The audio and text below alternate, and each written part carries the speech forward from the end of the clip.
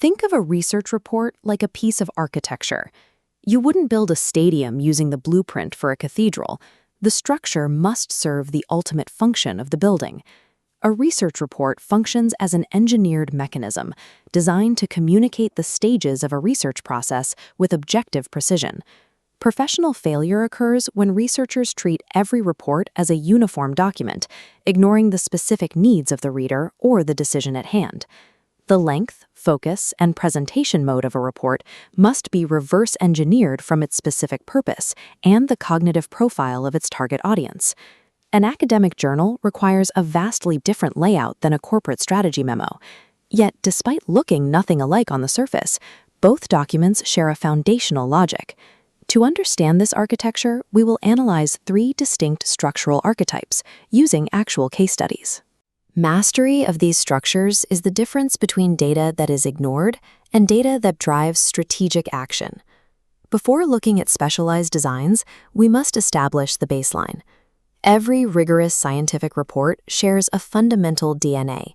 This universal scaffolding consists of 4 main blocks: the executive summary, the introduction, the body, and the conclusion. The body section is governed by the principle of replicability, breaking down into 3 precise subcomponents: participants, material, and method. This level of methodological transparency ensures that another researcher can duplicate the study using only the text provided. Compare that granular methodology with the executive summary. This section strips away the mechanics to provide a distillation of the entire project. Without this universal scaffolding, a document lacks scientific validity. It is simply a collection of opinions. The first specialized architecture is the descriptive report, used when managers require mere, specific details on a current phenomenon. In the Secrest Company case study, the Strategic Planning Committee needed to quickly understand customer satisfaction within their retail environments. To fit this purpose, the architecture adjusts. The methodology becomes brief, and the theoretical literature review is removed. Instead, the focus shifts to the clear visual representation of data. This chart visualizes Table 17.1 from the study. It displays raw sales figures of top retailers, translating the data into a bar chart so managers can instantly compare Walmart, Home Depot, and Kroger. The report then presents frequency distributions of customer suggestions. This data shows exactly how many users demanded childcare or complained about appliance restocking. This organization allows retail managers to make immediate, localized operational improvements. Descriptive reports strip away theory to deliver legible operational data to frontline management. The second archetype is the prescriptive alternatives report, built for situations where leadership requires multiple actionable solutions to a systemic problem. We see this in the Lunard Manufacturing case study. The CEO needed to cut corporate costs ahead of a recession without executing massive layoffs. Solving a problem of this magnitude requires deep industry analysis and the generation of competing hypotheses. The document architecture expands to house this complexity. The body section splits into 5 parallel tracks, representing different strategic alternatives. Every alternative track requires a rigorous cost-benefit analysis. The text details the pros and cons of strategies like a hiring freeze compared to eliminating low-margin products. The researcher provides the requested information and alternatives, leaving the manager to choose the final path. Prescriptive reports function as strategic decision support engines, forcing executives to weigh data-backed paths rather than relying on intuition. The third archetype is the basic research report, designed for scholarly publication to advance theoretical understanding. The CPA case study, for example, investigates the systemic factors hindering female upward mobility in public accounting. Here, the architecture shifts. The literature review and theoretical framework expand to become the central load-bearing pillars of the document.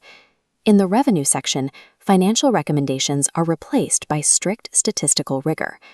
This visualization shows the Pearson correlation matrix used in the study.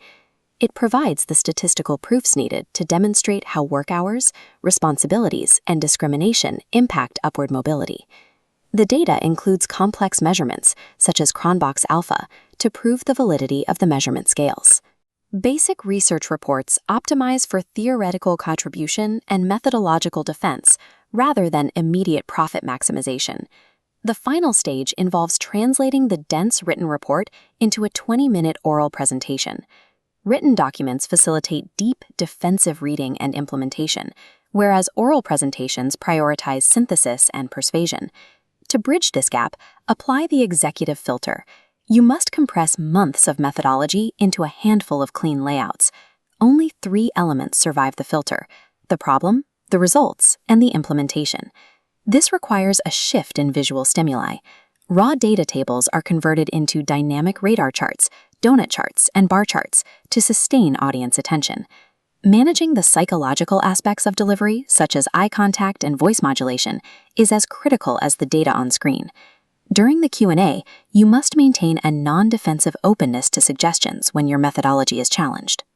Effective oral presentations function as visually driven performances designed specifically to achieve executive consensus.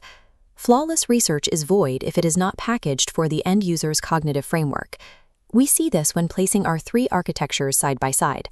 The descriptive, prescriptive, and basic academic reports possess drastically different proportions, yet one universal law connects these distinct structures.